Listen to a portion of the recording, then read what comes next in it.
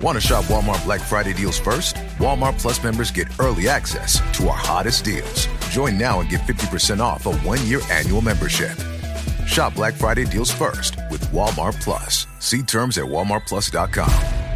Kroger Delivery makes it easy to do your holiday shopping in a jingle. There might be a lot on your to-do list, but thanks to Kroger Delivery, you can get everything you need delivered straight to your door at the same great prices you'd find in store. Our refrigerated trucks always ensure that your groceries arrive fresh. And right now, you can save $20 on your first order of $75 or more and get free delivery with a Boost membership. Restrictions apply. See site for details.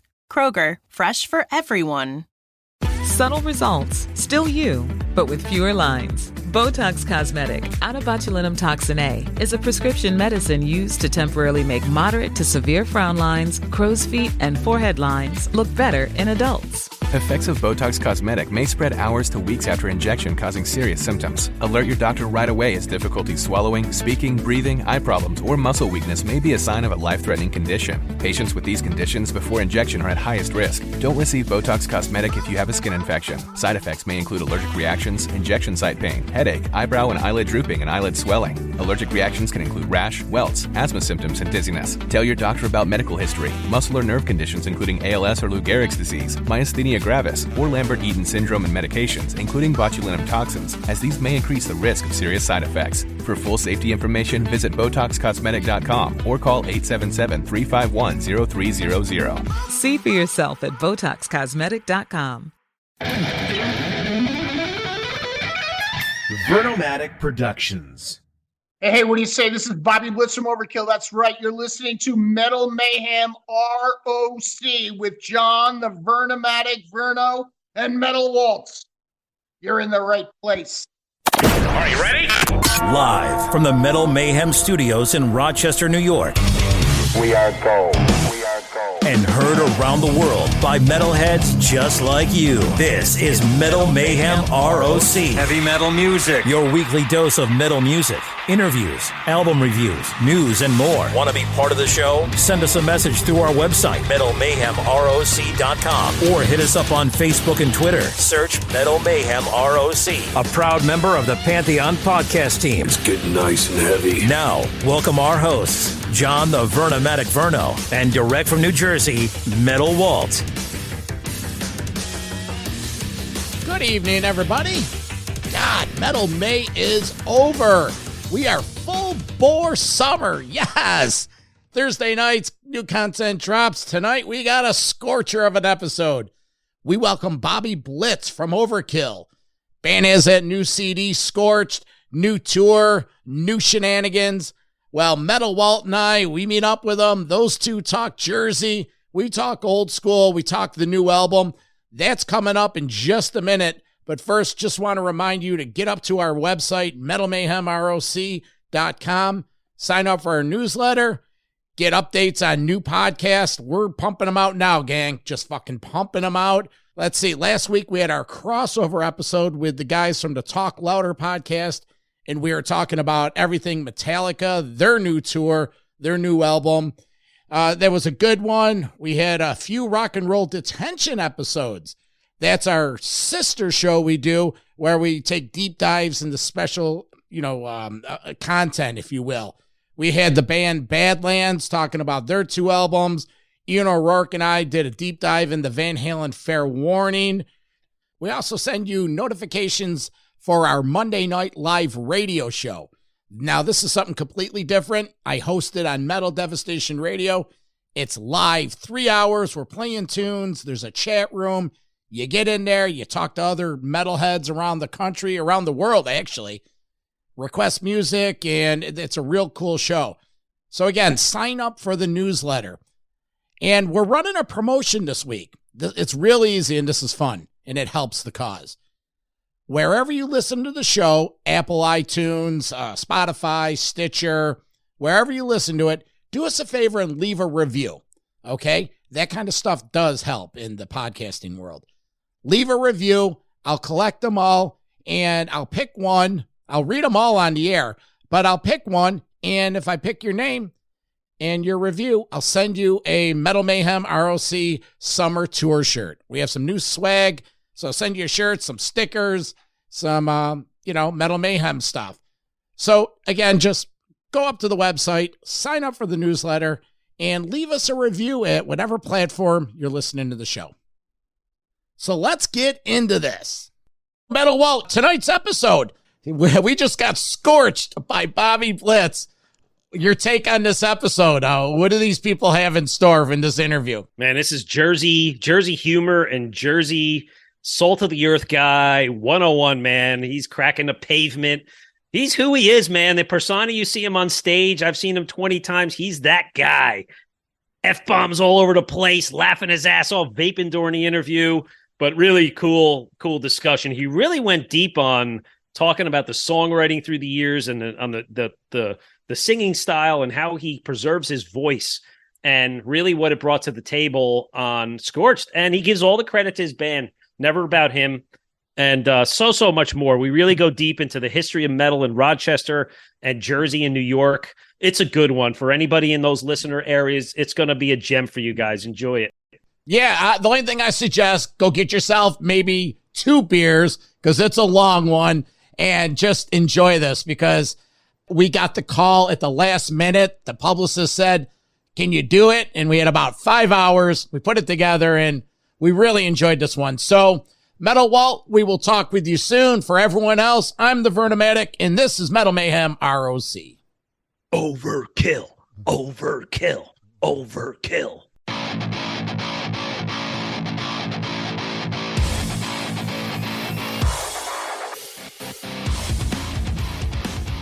So we got an old friend up here today. The band just released their 20th album. He's live from the gutter. Let's welcome Bobby Blitz from Overkill. Hey, Bob, welcome to the show. Good to be on Metal Mayhem with the Verminator and Walt. Ready to go, my friends. Well, you know what? It's a Jersey thing here. Walt's from East Hanover. Not sure where you are, but say hello to my co-host, Metal Walt. What do you say, Walt? How are you, man? I'm great, man. Yeah, we're probably only a stone's throw away, either up the Garden State Parkway or, 287-15, wherever it is. Yeah, 287-15 for me. I'm up in Vernon Valley. I've been up here for 3 decades now. Up in the Skylands in the ski slope area. Yeah, so I had a question. Is it true, Bobby, that you own a chocolate shop? Not anymore. I did for a while. I had a couple of brick and mortars. I had one in Newton, New Jersey, and one in Nyack, New York. We used to import from Germany, Belgium, Netherlands. So it was that high-end kind of a family business. Had a relative wife who was from that part of Europe. She was a Dutch girl. And it seemed like the right thing to do at the time. It seemed like a no-brainer having Dutch chocolate with a Dutch girl selling it. Seem ideal. I'm sure you had like the Overkill logo chocolate with a little green on top and that kind of thing, the heavy metal fingers, right? You laughed, but we did. See, I've never been there. I didn't even know it. It's true. I had a black box and it said Blitz's Picks on it. And you got a picture. And I think it came with like 12 chocolates. But they were all like darker chocolates, if you know what I mean. Well, you travel the globe so much, you get to taste all the best chocolates in the world, going to Belgium and the Netherlands. So you got it right.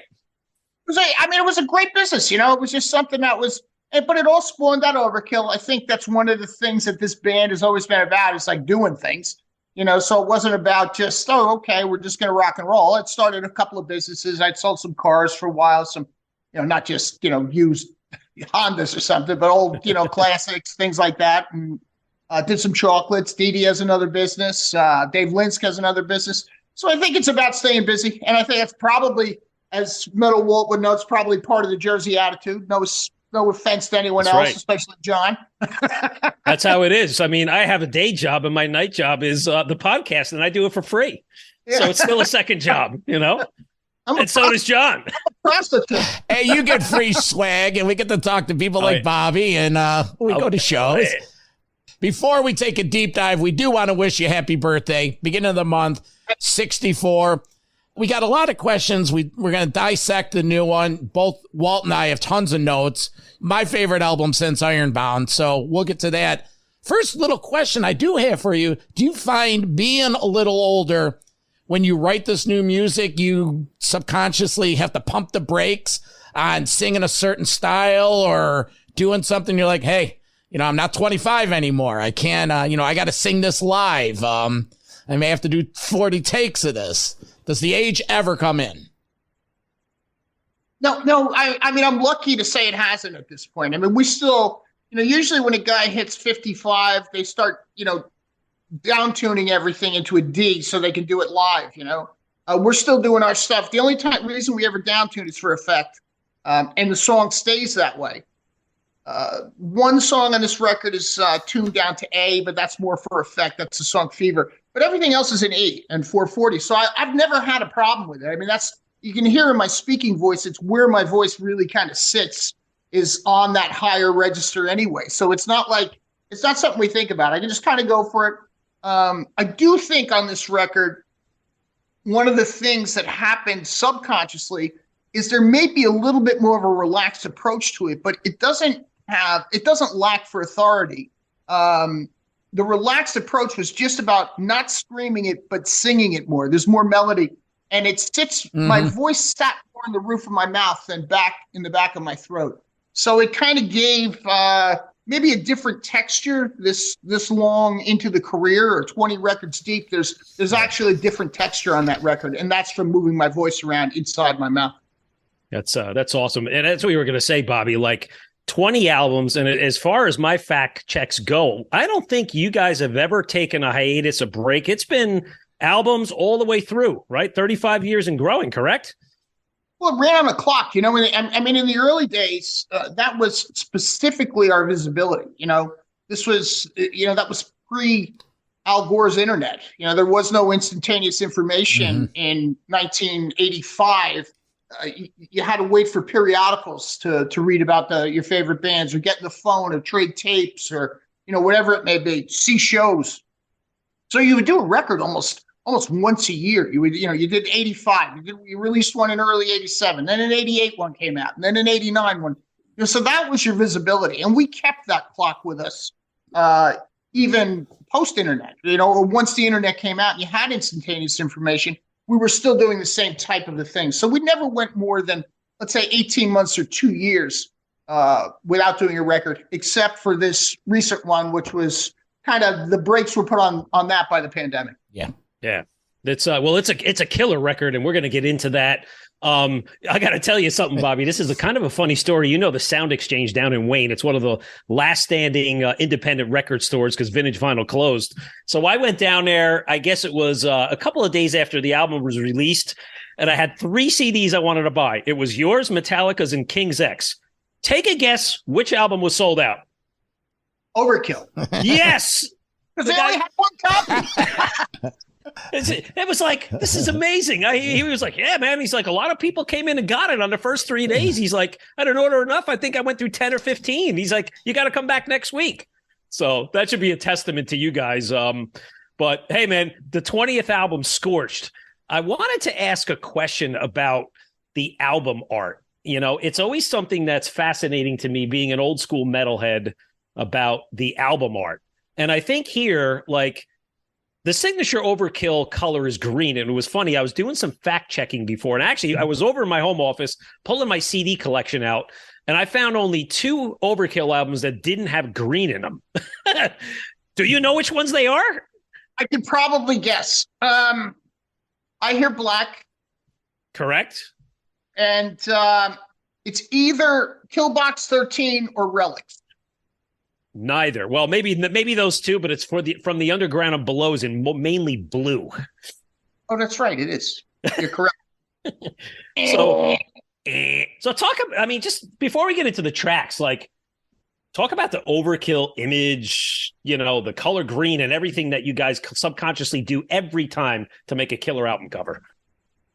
I think it was Bobby Gustafson had a background from high school in when you did T-shirts. It's not screen printing, is it? When you'd actually put the ink down and you'd bring like the big squeegee across into some type of a template. It's screen printing or something like so, but it's actually a physical task that you do. Yeah. And you'd have to have it on a board. So we made our own T-shirts, and we started with a white one, and that kind of stood out, but there was other white ones. Then we had a red one, and it kind of stood out, but there was other red ones. We had a green one. Nobody else had fucking green. That was the whole point of the green. It was some kind of a, it was a basic kids marketing idea to stand out amongst all the other T-shirts. Mm-hmm. And that's, that's how I remember the green being green, that nobody else had it. So that's why we wanted it. And that's why we ended up getting it back, because other bands had, bands that were huge. Iron Maiden had Eddie. We wanted Charlie. We wanted something that would identify us. So you put the green together with the bat, and that was, let's say, the kids' idea of what marketing would be, and something we've taken all these years with us. And all the way up to this day, there's, some form of green or green tinge on the pictures or green vinyl, green background. But this artwork, for instance, I mean, this is just, I attribute the artwork on Scorched to Travis Smith, who has been with us since Necroshine and has progressed, from year to year to year. I mean, the guy he's doing stuff that you can put under glass and frame at this point. I mean, they look like fantastic paintings, not just some digital imagery kind of thing. And when he came up with these two, we were throwing things at him, and he came up with this conflict of the two skulls, facing off against each other. And then when the title came up, he went berserk with the fire. I was like, well, we've had fire, but I said it was 20 records ago. What's the fucking difference if we're ripping ourselves up? This is a beautiful piece of art, So that's what I attribute that to, is Travis Smith. And that's definitely not our insight into what great art should be. It's all Travis. I love the green cassette, man. I think I need to go on the website and buy that, man, because I still got a cassette player, because I got a lot of old bootleg show cassettes, a lot of Overkill shows, from the Birchill and Nose on cassette, and it would be nice to have that up in my collection. So. I'll tell you, isn't it funny that, I still have cassettes around here too. I was just talking to a guy the other day, and we were talking about, DVRs and DVDs and all this other shit. And I'm like, something, I still have a VHS player. And I have it connected to a little 19-inch TV, but I can have line outs on it that I could go into my computer. But the whole point of that was that if I wanted to play those old VHS tapes that I had of the band, like from the early days where people would give them, I said, I can't get rid of the VHS player. No, you can't, because you have some great archives from your earlier career, or old football games or something you taped off TV, maybe some porn on the wiggly lines or something, Here's a funny thing about the cassettes. 35 years ago, when I was in high school, I was doing broadcast radio. And about 2 weeks ago, I received a cassette from an old listener, said he was going through his archives and he found this cassette. He mailed it to me. So here's this. Yeah, same thing. Here's a cassette of me in 12th grade, 1986, doing the Metal Mayhem radio show, fucking playing Overkill, Feel the Fire, Metallic. It was the night, what it was the night we premiered Master of Puppets, because we got an advance. So, hey, you know what you got to do, Bob? You got all that stuff you have to send it to one of those transferring companies and have all that stuff digitalized before it won't play, on a serious note, because... That's a good point. Yeah, because you can't just let it sit there either, right? No. Yeah. It oxidizes. Maybe we could get a 2-for-1 deal, Bobby, because I got about 8,000 cassettes of stuff that probably need to be transferred too. But I'm not doing our 2-for-1 if you have 8,000. Yeah. So, Bobby, we want to get into the new album. We love it, as we said. We're going to cover off on most of the songs. So I'm going to start it off. I mean, you talk about like the first 3 tracks. It's like a 1, 2, 3 kick in the teeth for me. It's like, holy effing shit on this. I mean, Scorched, you look at the video, there's fire going on and you got bells going on in the middle. And I'm like, what are these guys doing? Are they trying to get like an opening slot on the Trans-Siberian 2023-24 winter tour? Blitz on the riser in the beginning, special guest, but no, it really is a killer track. What I found on some of the tracks is Dave, there's a little bit more intricate playing on some of these songs. He's like, kind of like, showing a little more maturity on that. And I hear that in the song, you know what? And then you go into the second song, Going Home, right? It's that cool guitar little cymbal intro, and then it kicks into gear, and it's got this kind of neat melodic bridge. I can't even describe it, like a melodic bridge that goes into the chorus. Then it has sort of this European, hey, power metal sing-along kind of thing. And, totally two killer songs. So talk about those two off the bat. Well, I mean, there's a right way to open a record and there's a wrong way to open a record, and we've always been of the school that you have to kick the door in, you have to kick it in with something, to get people's attention, to say you're back, I mean, you don't knock on the door politely, and I think that's what Scorch is all about.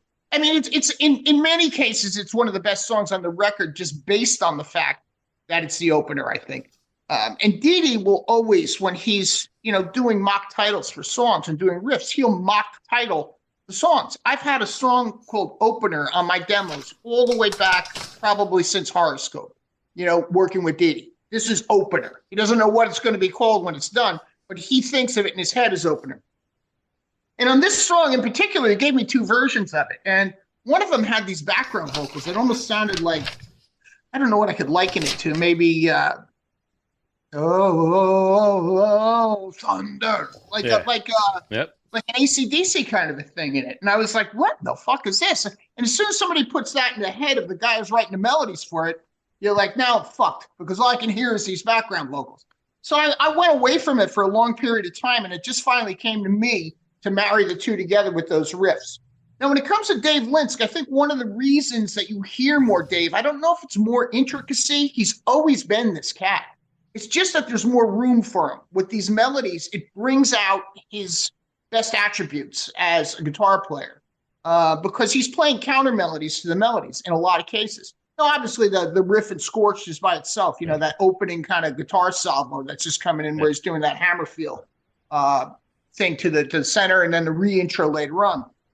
Dave's always had that, but his talents lend themselves to this record a lot more so. Like, even when you get to Going Home, which is still kind of a thrashy number, it's drenched in melody. The entire record is drenched in melody. There's no fear of melody on this record. You get to the heavier songs like Twist of the Wit, sure, there's blast beats and thrash vocal lines, but fuck, you get to the chorus, it's like you could sing along with this thing, So I think that's the uniqueness about the record, is that it takes on multiple personalities and really gives a guy like Dave the opportunity to shine more so than to just be part of the mix. He's really out in front of the mix and really one of the MVPs. Him and Jason Bittner are the two MVPs on this record, in my opinion. Well, let's not forget about Derek either. Well, my notes, Going Home. These are my notes on Going Home. Very accessible, almost overkill light, under the influence type, and features some riffs that I'll take you back to the glory 80s days. So when I say overkill light, I think it was what you were talking about when you answered my first question about the song lent itself to that type of singing. You don't have to go a million miles an hour. If you want to go a million, you get tracks like, Harder They Fall.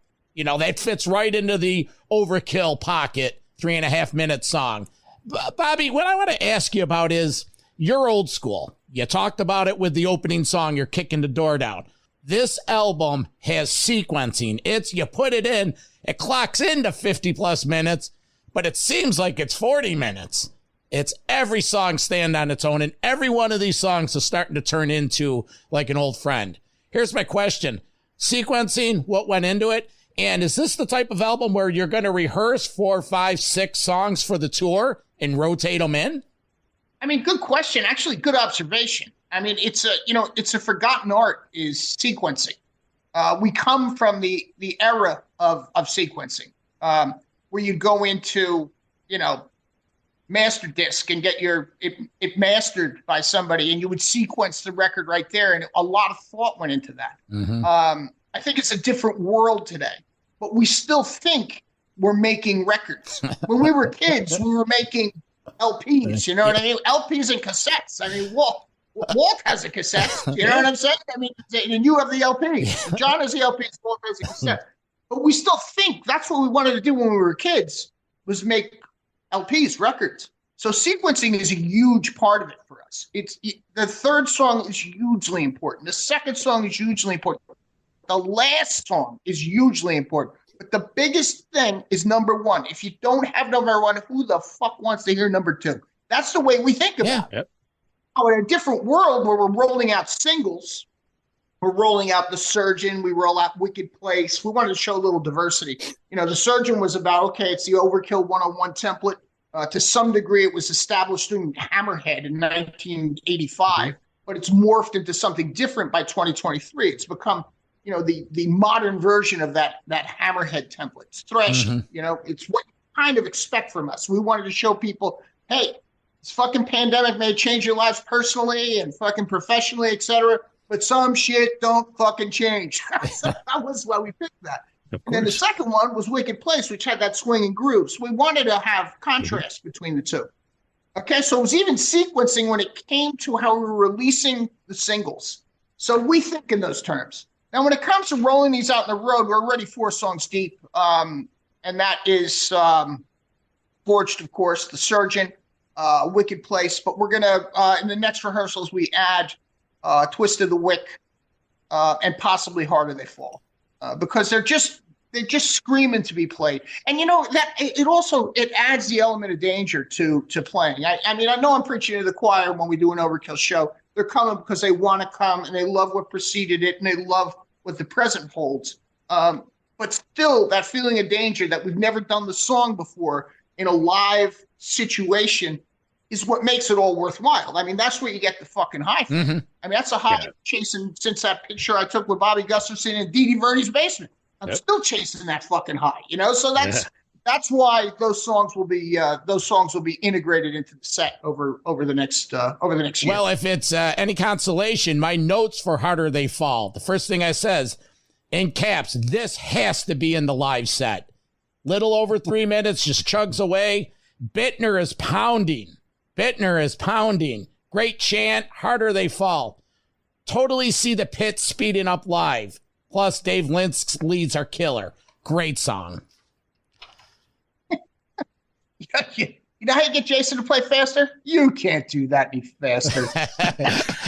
Maybe 10 years ago, Jason. I'm joking, of course. Yeah. He did a great job on this record. He really, again, is one of the MVPs on it. And that's his speed and his consistency are just, they're unparalleled in my opinion.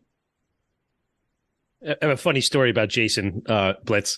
Right before the pandemic, you were over in Europe, fall 2019, 20, something like that. Funny. I work for a company in Belgium, and you happen to be in town in Antwerp the week I was there. So of course I go to the show, and I'm walking down the street, and I see Jason outside, and I'm like, "Hey, Jason, what's up? My name is Metal Walt." And he's like, "Wait a minute, you're an American accent. Yeah, I'm from Jersey too. What the fuck are you doing here? Are you stalking us or something?" I said, No, I'm on a business trip." But you talk about, I mean, I wanted to get into the live stuff later, but you talk about like the whole world makes sense moment.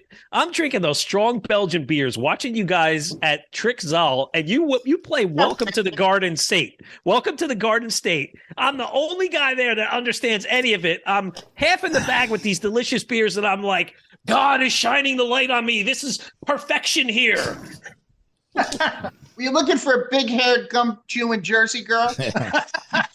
Not going to find that in Belgium. You might find a big girl, a big Dutch girl, But anyway, so hey, back to some of the tracks on the new album. Like, and I'm a funny guy. I like to be stupid about the humor, but like when it comes to The Surgeon, like, and some of the lyrics, like, what is this stuff about? Like, I'm imagining listening to The Surgeon, and I can imagine you go off stage and you come back with a white doctor's coat on, with some scissors and a big syringe, and you're gonna say, "I am the surgeon, and I cut your dreams away."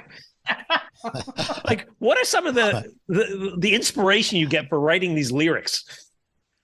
I mean, I suppose somewhere it morphed into something that had a little bit of humor to it. It was honestly very fucking shittily depressing when it was first written, because under the circumstances it was written were that of the pandemic. And the surgeon was our fearless leader, who you'd hear every night go on the news at fucking 6 o'clock and contradict himself from the fucking day before. Yeah. Eventually, like many of us, I said, I've had enough of this shit and enough of this fucking surgeon. And that's why the song eventually became that way. It became kind of, can't say, maybe the vocal line itself is kind of silly, the way it bounces back and forth. We were killing for the martyr, we were killing for the Pope. But I just wanted to get something in there that was rhythmic and make it sound that, do what I say, do what I say, do what I say, not what I do what I say, not what I do. So I took that depressive end of it and and made it kind of hypocritical with regard to the lyrics. So I suppose that's where you're picking up the humor through it. Yep. I'll cut your dreams away. You know, it's just that simple. And listen, when all is said and done, no one has the right. So what about Twist of the Wick? What is that about? I mean, number one, it's a killer heavy track. I like that little, like, sounds like monks chanting in the middle. Like, did you go down to the local church and get some 97-year-old priest to do some chants? Hey, listen, I'm sitting right here, okay? That was a tougher song for me to write. I never really saw I didn't see that one. Usually I can see the outcome of the song.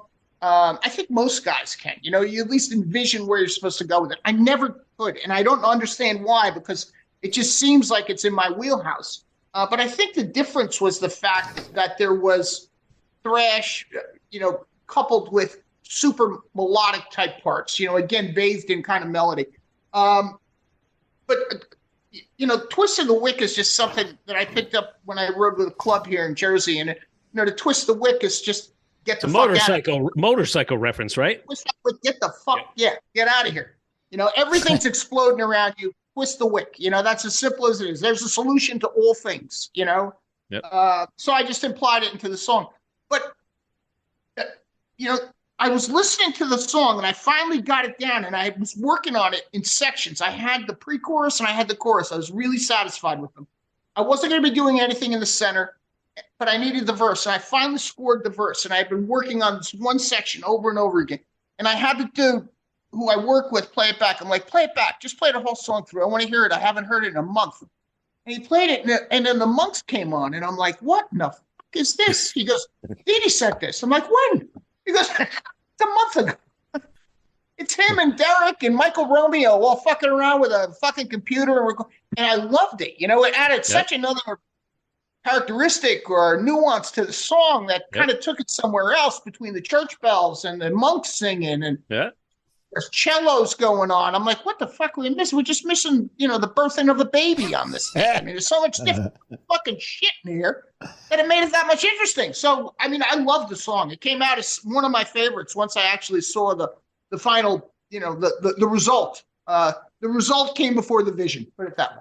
It must be Dee Dee's influence on playing big band music once a year down in Jersey. You know, so that must be he's tinkering in with horns and I don't know what else, cellos, right? Well, there's more. I got a double dip, the Wicked Place Fever combo. Bongos, you know, channeling your inner Sabbath. It's a nice bluesy. You're singing cool. You know, another example of you guys stepping out of your comfort zone. But hey, it works. It fucking kills. But, you know, I mean, for some reason, I always thought I wrote records for other people, you know, and I realized more than a decade ago, I don't know if this is maturity or something.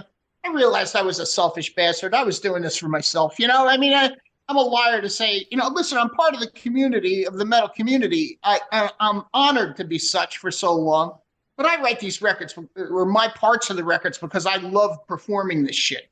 And whenever it goes different into something like Fever or something like Wicked Place that has that groove that I was singing those kind of groove songs when I was 14 years old in the fucking shower, man.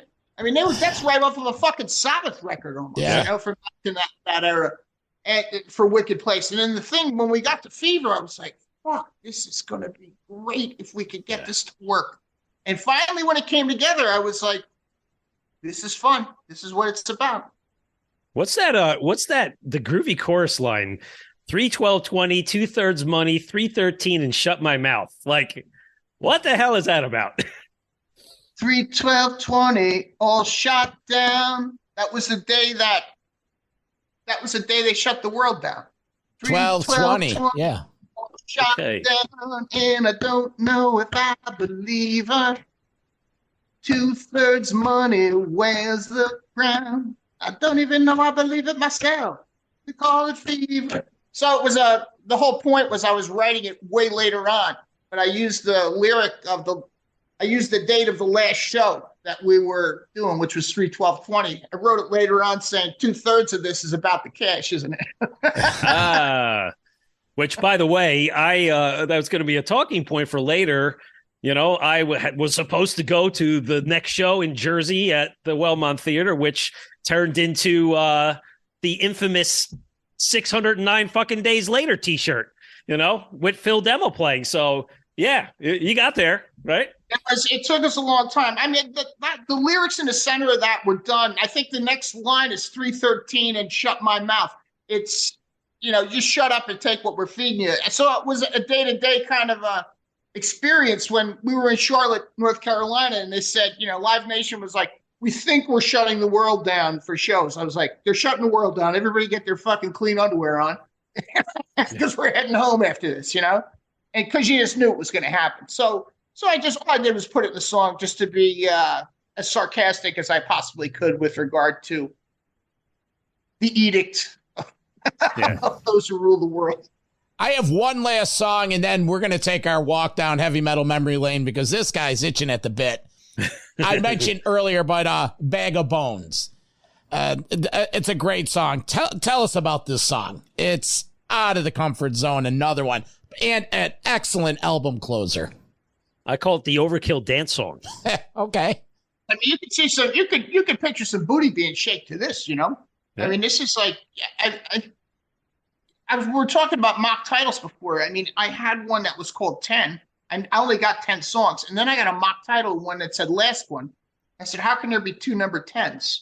And I got on the phone with Didi, and he said, no. He goes, last one is just because it's so much different than everything else that it needs to be somewhere by itself, you know? And he goes, and I just want to do it because it's fucking fun. And I was like, well, good for you, you know, to have that kind of have that kind of motivation behind it. So when I got into the song, and it's really one of the first ones I did because it was just fun.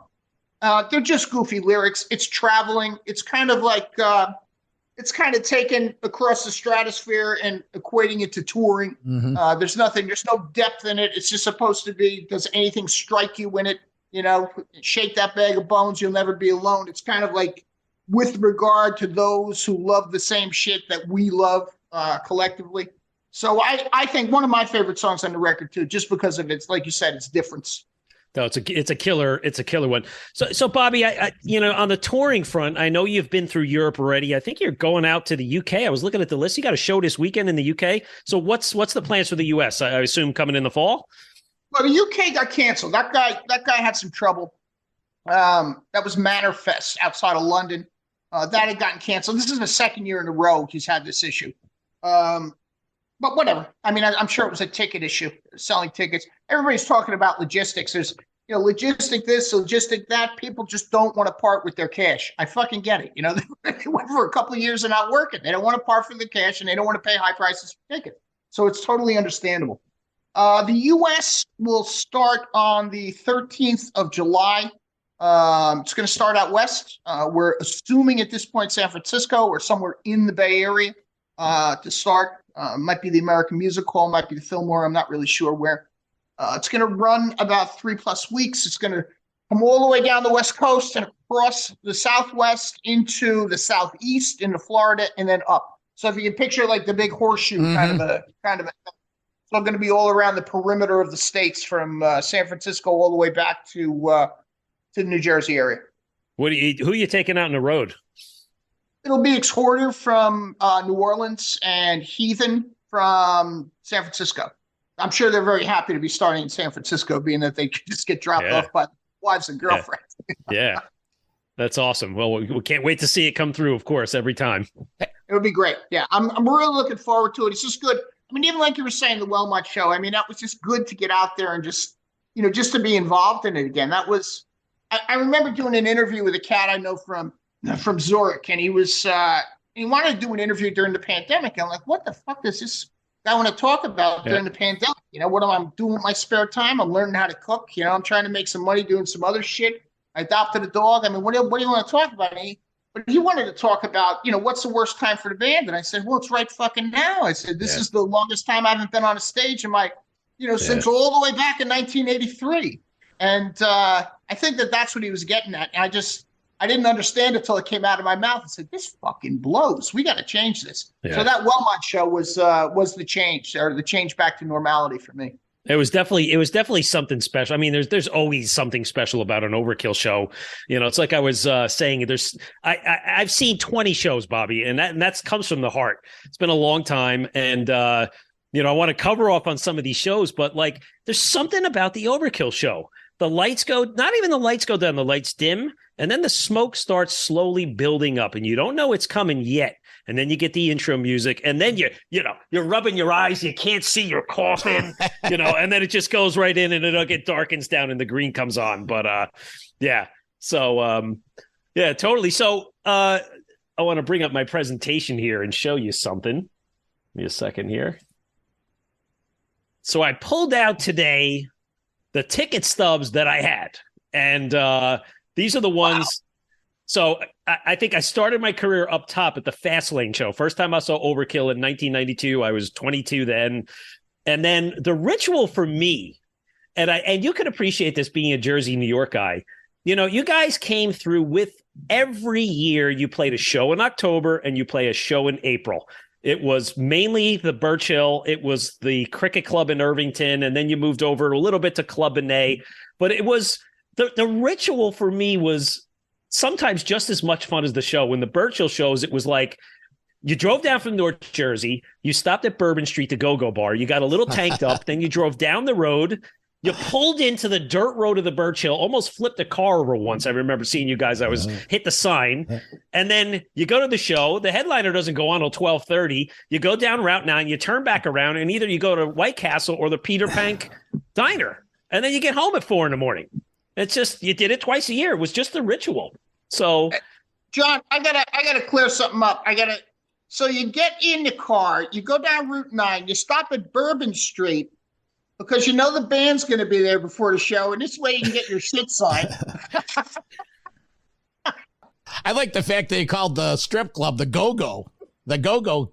What's 1968? The Go-Go? I don't know. That's the Go-Go bar. There was a girl there that used to.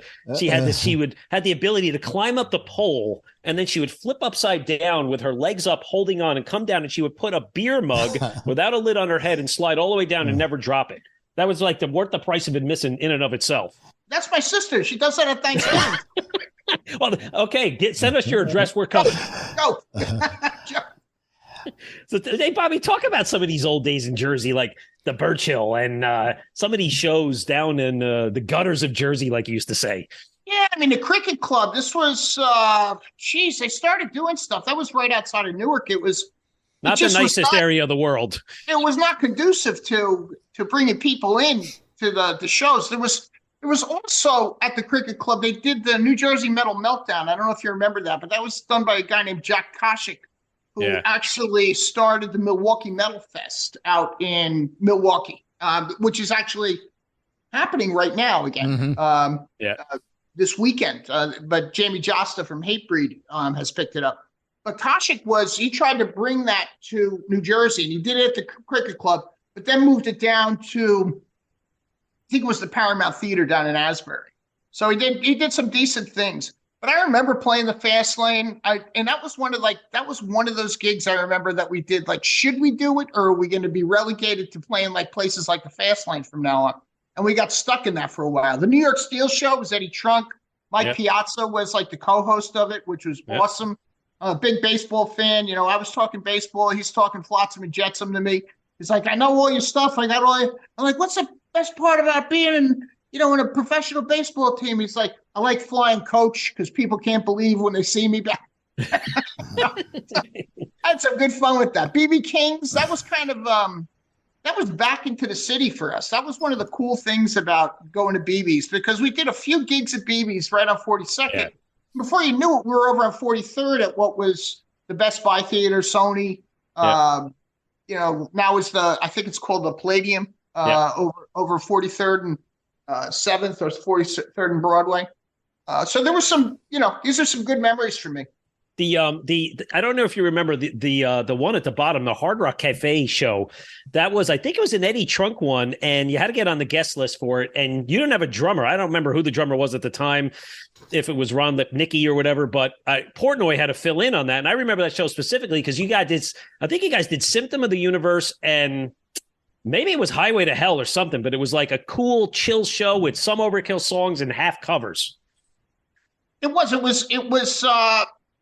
Hard Rock. That's when the Hard Rock was up on 57th, I think. Yeah. I'm probably looking at it. Yep. 221 57th. It was Portnoy. It was Mike Portnoy filled in. It was our drummer Tim had just gotten married, and his wife had a child that was ill, and he said, I can't do it. I can't come for this. And Portnoy put it together in 2 days. And Mike is that kind of guy, you know. Mike has always been, you know, he's not just that drummer. He's that encyclopedia where information that comes in, what he's heard, is always comes out of him. And ever since that show, he'll show up somewhere where you least expect him, you know, like Sweden Rock, Crocodile Rock, and fucking Allentown, with a pair of drumsticks in his back pocket. Say, hey, can I play? Yeah, sure. I got no problem. Hey, Bobby, I'm going to pivot into a few listener and tweeter questions that lines right up with this. Vince McDowell asks, in honor of your BPMD covers album and your Metal Allegiance performances, if you could sing any song live with another band, what song would it be and what band would it be? Vince McDowell. Any song. I mean, obviously I would pick a Priest song. Because I know I'm not Rob Halford, but I aspire to be such. That makes any sense. And I have the balls to go up and do it and even fail if that's the case. But I love Priest songs. And the song I would pick would be Painkiller. That test your chops. Let's see. Next question is Mike Anthony of Rochester. Ask Bob, are you still in contact with Rat Skates or any other of the members of the long Overkill fraternity? And let's give a nod to the late Sebastian Marino. We lost him at the beginning of the year. He's a Rochester native. Can you comment on any of these past members, and especially Sebastian? Of course. Hey, Mike. Yes, I am in touch. I mean, Sebastian actually had opened a production company, and we, up until, I guess it was pre-pandemic, 2018 or so, we'd always rent a lighting package from him. And what he would do, he was going between Rochester and Florida. He'd remarried and went to Florida and had like a place down there, and he would hang out with Dave Linsk. But he would try to pick up the lights himself at the last show so that he could see all the guys, you know, once a year. So we always kept that wide open. And whenever I got a bill from him, I would call him and complain about it. You son of a bitch! Is this what the amount we agreed upon? But so there was always that, you know, great camaraderie between us. I'm in touch with Joe Camo, obviously, since Seb passed. Tim Mallory, I see when I'm down in Florida. Sid Falk is on my email and text almost on a regular basis. He's doing music that he's producing and mixing on his own, mixing for other bands. He's out in Oklahoma still. I'm not in touch with Rat or Bobby, so that's the first rendition of the band. Rob Canavino owns a bar in upstate New York. He pops out whenever we're in Rochester or somewhere in that area, Binghamton. He'll come down and say hello to us. I'm trying to think if there's anybody else. Eddie Garcia, Ron Lipnicki is in touch with us. So probably only the first two guys in Merrick Gant I'm not in touch with. And, he's going to kill me, but my buddy up here in Rochester does Sound and Lights, Big John. I know John, yeah. The Rochester connection. Of course, we got the Penny Arcade. You know, you did Backstreets. But the last question I have from a listener, his band actually opened up for you guys at the historic German house, Bill of Order of the Dead. It was Overkill, Crowbar, and local support. Bill asks, how do you keep your voice in shape when in the downtime? Does the band practice regularly, vocal exercises, or screaming in your car when you're bumping around town? Bill from Order of the Dead. I remember that gig at the German hall. That was actually a good gig. Keeping a voice in shape, I don't worry about it. It's not like, you know, I'm not like one of those those dudes, you know. I mean, obviously you see me vaping here. I used to be a fucking Marlboro guy. I was for, you know, until 2012. I dropped them. It helped my voice as soon as I did. And helped my air and helped my health. But I don't, you know, I don't think, oh, I forgot my scarf. I don't think, oh, I better warm up or, you know, I'm fucked. I never think this stuff. I think there's something to be said about not worrying about it that helps it. I do aspire to be better. I think that helps me. We don't tune anything lower so that I can reach it. We do everything in the original keys that they were written in. The only time we, you know, detune or down tune is like, for instance, on Fever, it's tuned down to an A. But the point is so it shakes grandma's dishes in the china cabinet, not so that I can reach those notes. The idea is for effect more than anything else. So I think it's not worrying about it and, you know, just not over abusing it. But I mean, I'm a beer drinker. You know, I like having some fun. You know, I like yelling at fucking live sports. I mean, the whole thing. It's not like, oh my God, I'm a singer. I'm delicate. It's none of that. None of that. Delicate, I'm not.